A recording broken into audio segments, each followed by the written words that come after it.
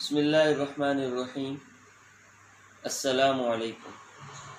میرا نام ہے قاسم عباس اور آپ دیکھ رہے ہیں سب رنگ ٹی وی۔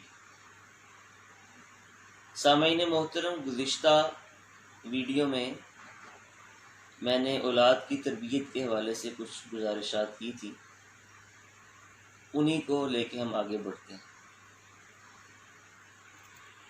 ہر انسان چاہے وہ کردار کے اعتبار سے کتنا ہی کمزور کیوں نہ ہو، یا اس کے اندر اعمال کی کتنی ہی خامیاں کیوں نہ موجود ہوں، وہ یہ چاہتا ہے، اس کی یہ خواہش ہوتی ہے کہ اس کی اولاد نیک، صالح اور فرما بردار ہو۔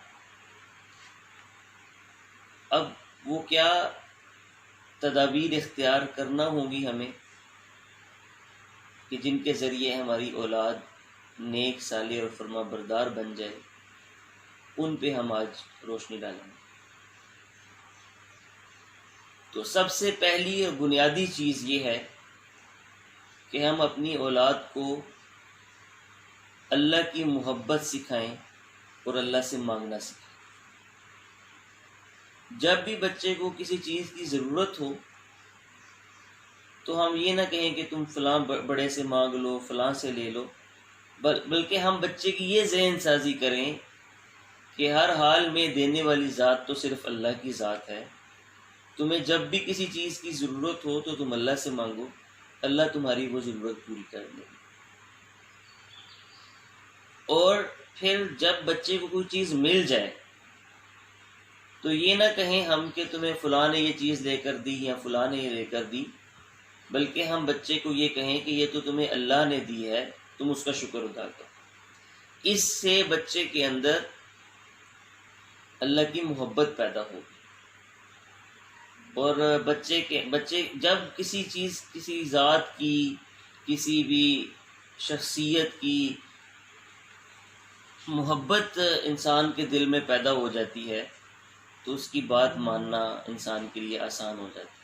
لیکن دو ہی بنیادی محرکات ہیں جن کی وجہ سے انسان کسی کی بات مانتا ہے یا اس کے حکم کو پورا کرنے کی کوشش کرتا ہے۔ پہلی یہ کہ انسان کے دل میں اس ذات کی عظمت ہو، اس کا رعب ہو، اس کی بڑائی ہو، اور دوسرا محرک یہ ہے کہ انسان کے دل میں اس ذات کی محبت ہو۔ تو جب بچے کا ہم یہ ذہن بنائیں گے کہ ہر حال میں دینے والی ذات اللہ کی ذات ہے، تم اللہ سے مانگو، تو اس کے دل میں اللہ کی عظمت اور بڑائی پیدا ہوگی۔ اور جب بچے کو کوئی بھی چیز ملنے پہ ہم اس کا یہ ذہن بنائیں گے کہ یہ چیز تو تمہیں اللہ نے دی ہے، تو اس سے بچے کے دل میں اللہ کی محبت پیدا ہوگی۔ اور جب ہمارا بچہ صحیح معنوں میں اللہ کا فرما بردار ہوگا تو الٹیمیٹلی وہ والدین کا فرما بردار بھی ہوگا۔ دوسری بات یہ کہ ہم اپنے بچوں کو حضور پاک صلی اللہ علیہ وسلم کی محبت سکھائیں۔ حضور صلی اللہ علیہ وسلم کی محبت انسان کے کردار اور انسان کے اخلاق کو سنوارنے کا سب سے بڑا سبب اور ذریعہ ہے، کیونکہ محبت صفات کو پیدا کرتی ہے۔ جس کسی سے انسان کو محبت ہوتی ہے، انسان کوشش کرتا ہے کہ اس جیسی عادات و اطوار اپنائے، اس کے طور طریقوں پر عمل کرے۔ تو جب حضور سے محبت ہمارے بچوں کے دلوں کے اندر پیدا ہوگی تو وہ حضور صلی اللہ علیہ وسلم والے اخلاق اور کردار کو بھی اپنانے کی کوشش کریں گے، اور اس سے بھی ان کے اندر نیکی کا جذبہ پروان چڑھے گا، اور وہ والدین کے فرما بردار بھی بنیں گے۔ تیسری بات یہ کہ ہم اپنے بچوں کو صحابہ رضوان اللہ تعالیٰ عنہم اجمعین کے واقعات اور ان کے قصے سنائیں، بجائے اس کے کہ ہم ان کو جھوٹی سچی کہانیاں سنائیں۔ صحابہ کے واقعات اور صحابہ کے قصے سنانے سے بچے کے ایمان کے اندر بڑھوتری اور اضافہ بھی ہوتا ہے، اور بچے کے اندر عمل کا شوق اور جذبہ بھی پیدا ہوتا ہے، اور بچے کے اندر دینداری بھی پیدا ہوتی ہے۔ ہمارے گجرات کے ہی ڈاکٹر صاحب جو کہ کافی عرصے سے امریکہ میں مقیم ہیں، میں نے خود ان کی زبان سے یہ سنا کہ وہ کہنے لگے کہ ہم نے اپنے گھر میں یہ ماحول بنایا تھا کہ ہم روزانہ صحابہ رضوان اللہ تعالیٰ عنہم اجمعین کے واقعات بچوں کو سناتے تھے، تو کہنے لگے کہ میرا بیٹا جب اسکول گیا، اسکول میں جیسے اساتذہ کی ایک روٹین ہوتی ہے کہ وہ بچوں سے پوچھتے ہیں کہ بھی آپ بڑے ہو کے کیا بنیں گے، تو جب ان کے بچے کی باری آئی تو اس نے کہا کہ میں بڑا ہو کے صحابی بنوں گا۔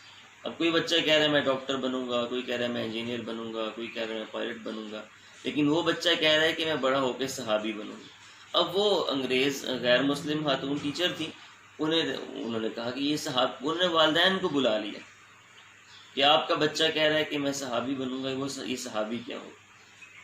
تو میرے محترم بھائیوں، ہم بچوں کو صحابہ کے واقعات سنائیں تاکہ بچوں کے اندر ایمانی تازگی بھی پیدا ہو اور دین پہ چلنے کا شوق اور جذبہ بھی ان کے اندر بڑھے۔ چوتھی اور سب سے بڑی اہمیت کی حامل بات یہ کہ ہم بچوں کی جو پرورش ہے وہ رزق حلال سے کریں۔ جب ہم اپنے بچوں کو حلال رزق کھلائیں گے تو اس سے بھی ان کے اندر فرما برداری کا جذبہ پیدا ہو، کیونکہ رزق حلال کا ایک فائدہ یہ بھی ہے کہ جو جسم رزق حلال سے پرورش پاتا ہے اس کے اندر فرما برداری کا اور اطاعت شعاری کا جذبہ زیادہ ہوتا ہے، اور جو جسم رزق حرام سے پرورش پاتا ہے اس کے اندر سرکشی کا اور نافرمانی کا جذبہ زیادہ ہوتا ہے۔ تو اگر یہ چاہتے ہیں ہم کہ ہمارے بچے ہمارے فرما بردار ہوں تو اس کے لیے ایک بڑی اہمیت کی حامل بات یہ بھی ہے کہ ہم اپنے بچوں کو رزق حلال کھلائیں، رزق حرام سے ہم اجتناب کریں۔ پانچویں بات یہ کہ ہم اپنے رویوں کے اندر اعتدال پیدا کریں۔ ہر وقت بچے کو ڈانٹنا ڈپٹنا، ہر وقت بچے کو کوستے رہنا، ہر وقت بچے کو برا بھلا کہتے رہنا، اس سے بچے کی شخصیت پہ منفی اثرات مرتب ہوتے ہیں۔ بچوں کو کے ساتھ ہم اعتدال کے رویے کا مطلب یہ ہے کہ نہ تو اتنی زیادہ نرمی ہو کہ ان کی ہر خامی کو ہم نظر انداز کرتے رہیں، ان کی غلط حرکتوں سے ہم صرف نظر کرتے رہیں، اور نہ ہی اتنی زیادہ ہم سختی کریں کہ بات بات پہ ان کو ڈانٹتے رہیں، جھڑکتے رہیں اور برا بھلا کہتے رہیں۔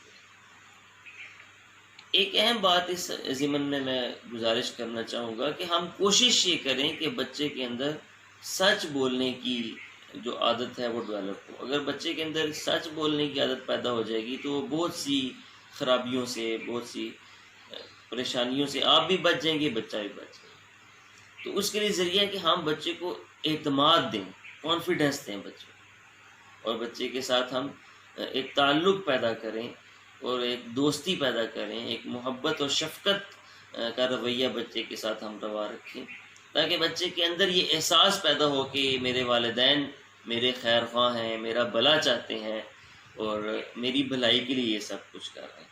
اگر تھوڑی بہت سختی بھی کر رہے ہیں تو اس میں بھی میری بھلائی ہے۔ اور محترم سامعین، سب سے آخر میں یہ کہ ہم اللہ سے دعا بھی کریں۔ لیکن اولاد بہت بڑی آزمائش بھی ہے اور امتحان ہے، اور امتحان اور آزمائش میں انسان اللہ کی مدد اور اس کی نصرت کے بغیر سرخرو نہیں ہو سکتا۔ تو اللہ جل شانہ نے قرآن مجید کے اندر ہمیں بہت سی دعائیں سکھلائی ہیں۔ ربنا حب لنا من ازواجنا وذریاتنا قرۃ اعین وجعلنا للمتقین اماما۔ تو یہ دعا ہمیں قرآن نے سکھلائی ہے، تو ہم دعاؤں کے ذریعے سے اللہ کی مدد بھی حاصل کریں اور اللہ سے ہم اس بات کی توفیق مانگیں کہ اللہ ہمیں صحیح رخ پہ اپنی اولاد کی تربیت کرنے کی توفیق دے۔ آج کی نشست میں بس میں اتنا ہی گزارش کروں گا۔ اسی حوالے سے ایک نشست ایک اور ہوگی، اس میں ہم اس موضوع پہ بات کریں گے کہ موجودہ دور کے فتنوں سے ہم اپنی اولاد کی حفاظت کیسے کریں۔ اللہ ہم سب کا حامی و ناصر ہو۔ اللہ حافظ۔